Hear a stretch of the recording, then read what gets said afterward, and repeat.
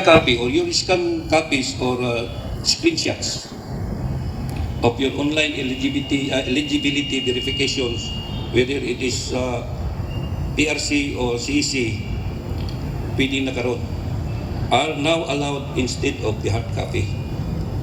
So di na kailangan na matuta sa Cagayan order to secure the hard copy.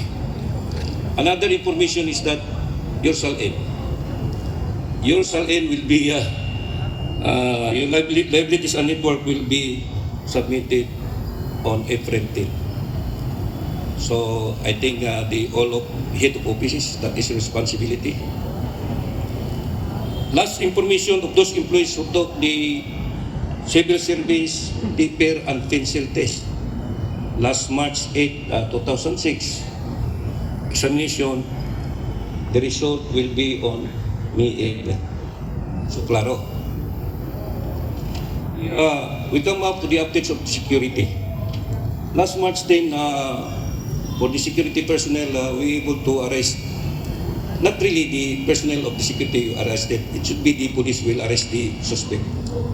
If you, just an information that the office at the Osami City Institute of Technology, there was series of theft incidents happened last February 13 and 24.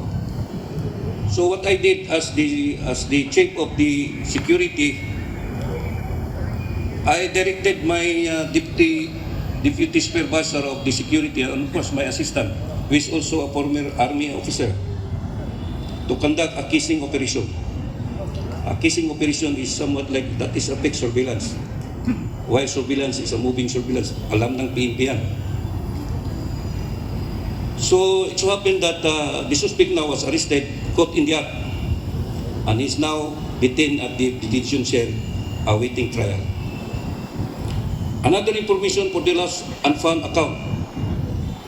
We have still there the civil security remains in the position of a total of 9,250. Ayaw nyo, dago na ko na.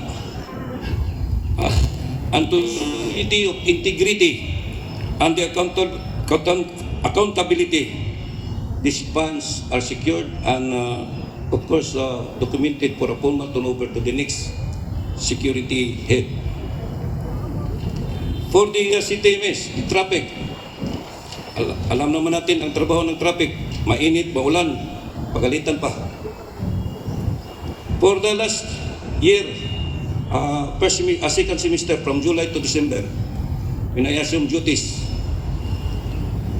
we have a revenue collection for 485,500. And from January to February to 2026, we have already revenue collection of 140 and 100 pesos. So that's all for the updates. Now for my farewell message.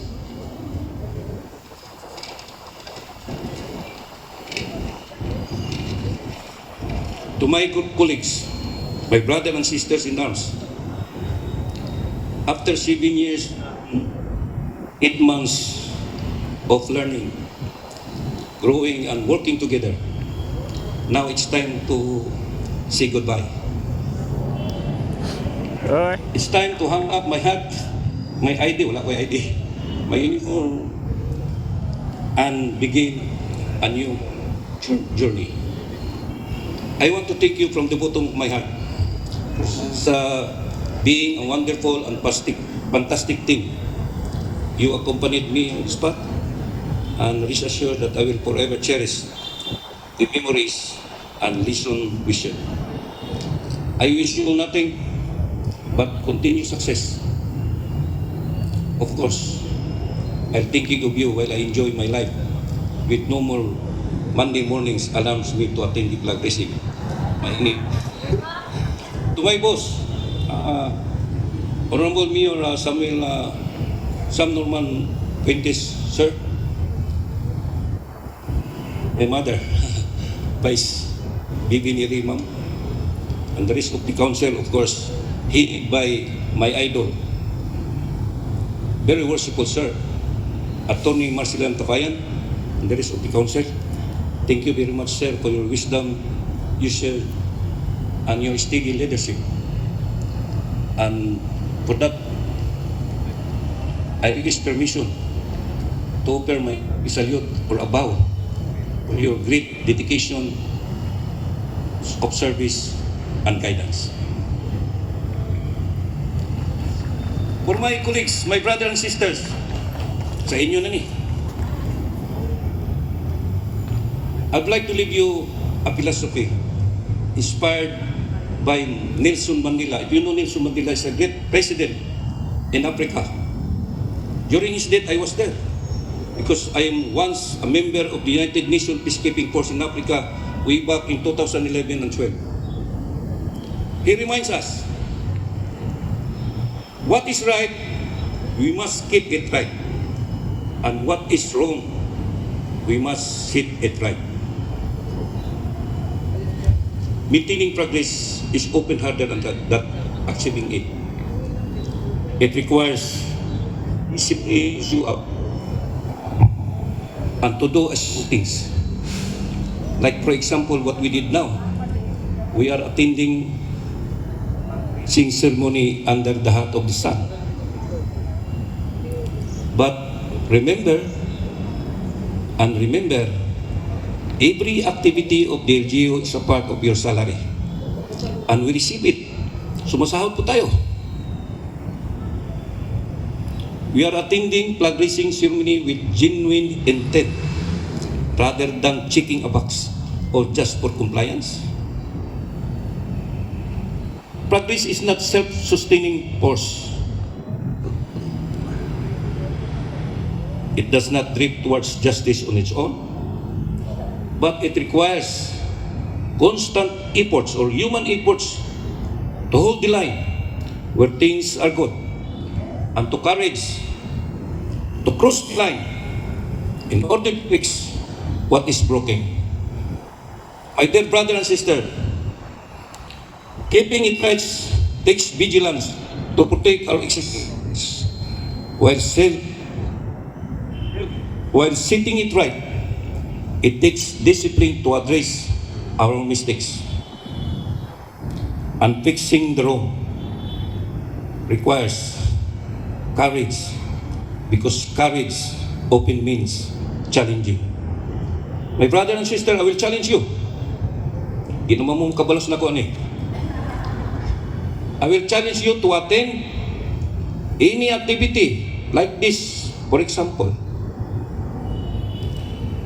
Not out of a good, not out of a need for compliance, but attend with the heart for service. Kung mawala dito, those people who are not here, and those people who are fond of making absences without valid reasons, tardiness, looping duty during office hour, in bayo early, uli, balik, alas 12, alas 11, bayo na naman. Remember that is a part of your sarili. Sumasahod po tayo. Kung wala na po kayong konsensya, o mayroon pang konsensya, mahiya naman kayo. Indeed, I greet to my former organization, which is the TTNP, the Bureau of Fire, and the Bureau of Jail Management. Thank you very much, sir, for your attendance. And let me just a little advice as a senior police officer. Please extend also respect and accountability to your men, your rank and files, because as I said, progress is not automatic. It's dwell by your discipline. Thank you very much. Thank you everything. Thank you, ma'am. Daghang salamat. Dalay ko ng Diyos.